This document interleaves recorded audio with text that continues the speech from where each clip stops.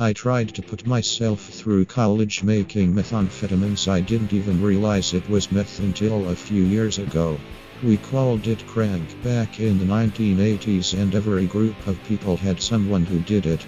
I didn't get high on my own supply because I never cared much for it, but I cared about my friends, so I learned how to make some really good shit using only the best brand of cold medicine and the smallest possible amount of swimming pool cleaner. People really liked my meth, and I was doing well in college even though I was homeless and my husband was abusive.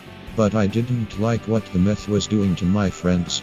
When I was testing out some product one day, I was standing outside of the store waiting for my friend, scared half to death that I wasn't standing outside of the store waiting for my friend correctly, and decided that was enough.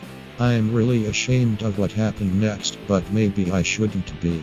I asked my parents for help and then agreed to change my major because you have no talent, and even if you did, Mozart didn't make very much money. There will always be jobs for pretty blonde girls like you with a nice pair of legs who can fix the boss spelling and make a good cup of coffee. You're going to major in English. In other words, I was made obsolete by Clip It, the talking paperclip, before I even had my associates. Things continued to spiral out of control with my controlling parents and controlling boyfriends. I've always been so ashamed of myself until I finally connected the dots.